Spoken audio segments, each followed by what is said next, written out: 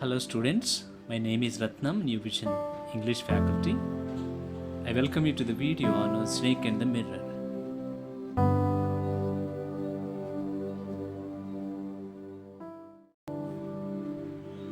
Now, let's know a little more about the author, Vaikom Muhammad Bashir. Vaikom Muhammad Bashir was born on 21st January 1908 and died on 5th of July 1994. Was a Malayalam fiction writer from the state of Kerala in India. He was a humanist, freedom fighter, novelist, and a short story writer. He is noted for his down-to-earth style of writing that made him equally popular among literary critics as well as the common man. He is regarded as one of the successful and outstanding writers from India. Translations of his work into other languages have won him worldwide acclaim. The story The Snake and the Mirror was translated into English. His notable works include Balya Kalasaki, Shabdangal, Matilukal, and Anarganimsham. He was awarded the Padma Shri in 1982. He is fondly remembered as the Bepur Sultan. The Snake and the Mirror is the story of a doctor's description when he encountered a snake. The doctor, who is a homeopath, asked his friends, "Has a snake ever coiled round any part of your body?" The doctor had such a dreadful and a terrible experience and started narrating his experience. I had just set up my medical practice. It was a hot summer night about 10 o'clock, and I returned to my room after having a meal at the restaurant. I heard a noise from above as I opened the door. The sound was a familiar one. My earnings were meager. I stayed in a rented room, which was not electrified. One could say that rats and I shared the room. I had only 60 rupees in my suitcase, along with some shirts and dhotis. I also possessed one solitary black coat, which I was then wearing. I took out the box of matches and lighted the kerosene lamp. I took off the black coat, shirt, and not so white vest and hung them up.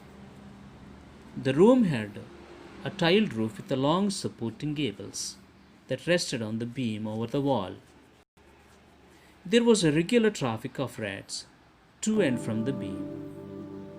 I made my bed and pulled it close to the wall. I lay down, but I could not sleep. I got up and went out to the veranda for a little air. But the wind god had seemed to have taken time off. I went back into the room and sat in the chair. I opened the box beneath the table and took out a book, the Materia Medica. I opened it at the table on which stood the lamp and a large mirror. A small comb lay beside the mirror.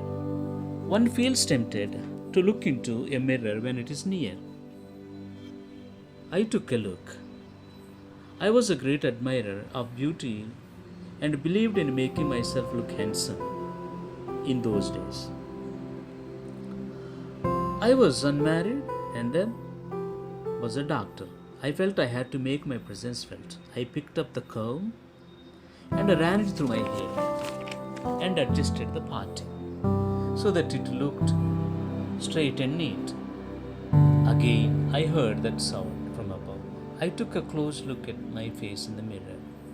I made an important decision. I would shave daily and grow a thin mustache to look more handsome. I looked into the mirror and smiled.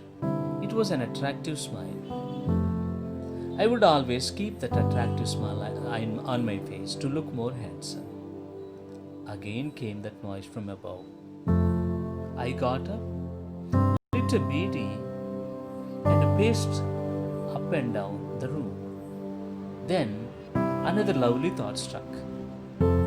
I would get married to a woman doctor who had plenty of money and good medical practice. She had to be fat for a valid reason. If I made a silly mistake and I needed to run away, she should not be able to run after me and catch me.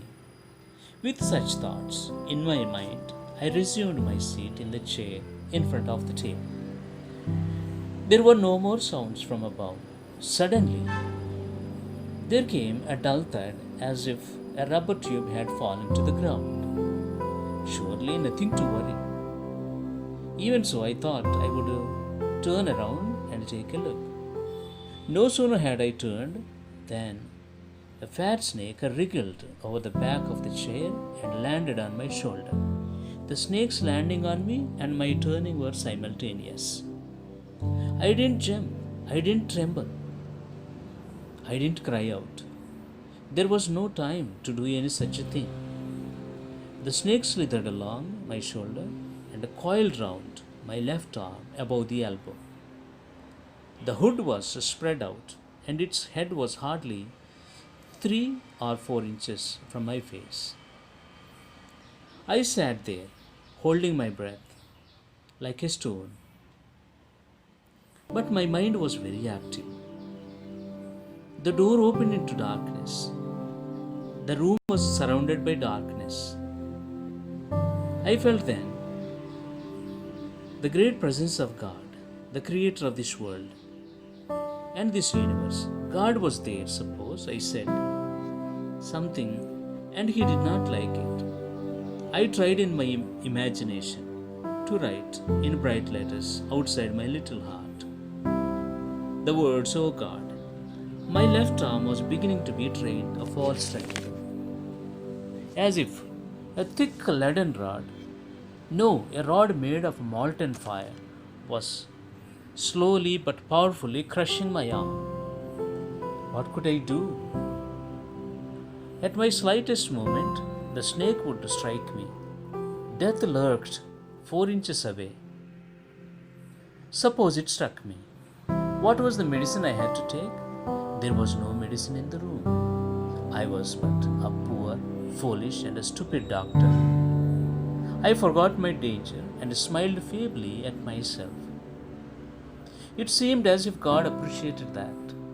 The snake turned its head, looked into the mirror, and saw its reflection. I do not claim that it was the first snake that had ever looked into the mirror, but it was certain that the snake was looking into the mirror. I felt it was admiring its beauty. Was it trying to make an important decision about growing a mustache, or using eyeshadow or mascara, or wearing a vermilion spot on its forehead? I didn't know anything for certain. What sex was the snake? Was it a male or female? I will never know. For the snake unwound itself from my arm and slowly slithered into my lap, and then crept onto the table. Perhaps it wanted to enjoy its reflection at closer quarters.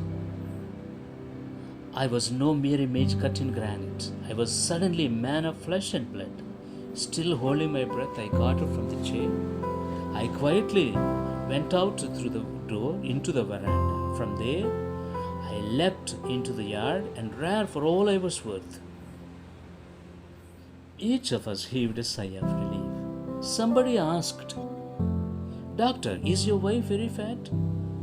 The doctor replied, "No, God had planned it otherwise. My wife is a thin, reedy person with the gift of sprinter." Someone else asked, "Doctor, when you ran, did the snake follow you?" The doctor replied, "I ran and ran till I reached a friend's house. I immediately smeared oil all over my body and took a bath. I changed into fresh clothes. The next morning, at about 8:30, I took my friend and two others to my room to move my things. We found that a thief had taken most of things, but the thief had left behind one thing as a final insult. What was that? I asked. The doctor said, my vest, the dirty one. The fellow had such a sense of cleanliness. The rascal could have taken it and used it after washing it with soap and water. Did you see the snake next day, doctor? The doctor laughed. I have never seen it since. It was a snake which was taken with its own beauty.